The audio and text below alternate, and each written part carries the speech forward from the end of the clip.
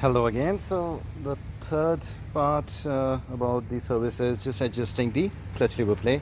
Now it is going to be very difficult for me to do it with just one hand because I have to hold the camera in the other, but still let me try. So the idea is to check for the gap of how much the clutch lever, or the free play as they say, the clutch lever has.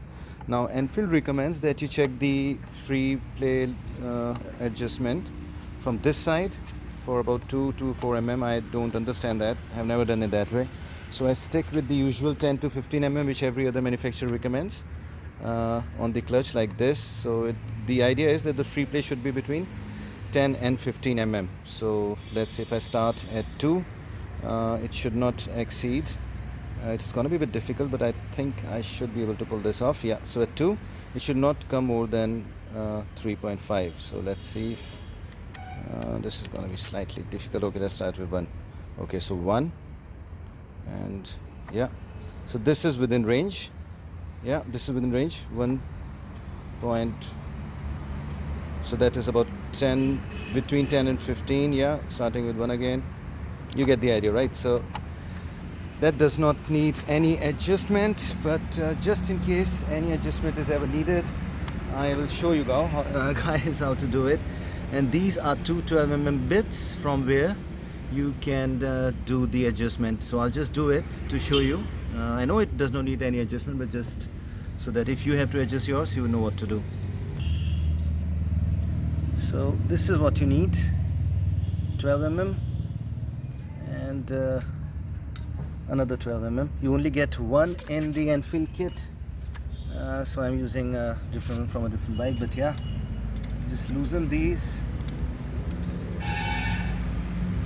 There we go. So holding the outside, loosening the inside one.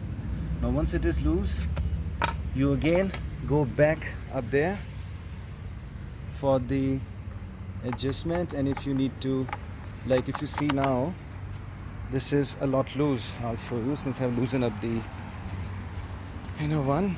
Let's see at what this is. So here we go, 1, and see it's coming all the way up to 3. I hope that illustrates. Focus. So 1, 3. Now we have to get it to somewhere around till just here. Now to do that, what we do is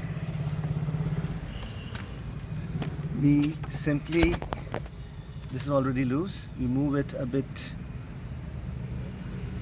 like this. So we need to tighten this one. Loosen this slightly, tighten this. Now I'll show you another thing. So we have tightened it a bit more than we loosened it in the beginning. Now let's see what is the gap at. So 1, and it's barely moving up to 2, so that's about 10 mm. So that should kinda, yeah. But if it is any tighter than 10 mm, you run the risk of burning the clutch very soon. So just don't do that. But yeah, if you adjust the wire with between 10 and 15 mm, the clutch gear shift is going to be so smooth along with the well adjusted chain, and this helps. Anything less than 10 mm, gapping it does, and the risk of burning the clutch is a lot higher because there is not enough play. So I'm just going to adjust that, and next I'll in the same one I'll catch up with the chain adjustment as well. I'll see whether that needs any adjustment or not. So let me just stop recording for a sec. I'll put both my hands to good use and see if the adjustment is right. Yeah, so using both hands I have checked it, and this is showing, if you can see, here we go, 1.5, so that's 15ish mm. Here we go, yeah, 15 mm, and that is good for me. So I'll be tightening these ones now, making sure that this stays here. Now I opened it from this, but closing will be done with tightening this one as I hold the inner one in place. So here we go, that stays there, and I only tighten the outer one. Just remember that. If you tighten this one again, this will screw up the adjustments. So that's right. Yeah, this is tight now. For the final time, we'll check for the adjustments, and again starting with 1, 15 mm. Good for me. That is good enough.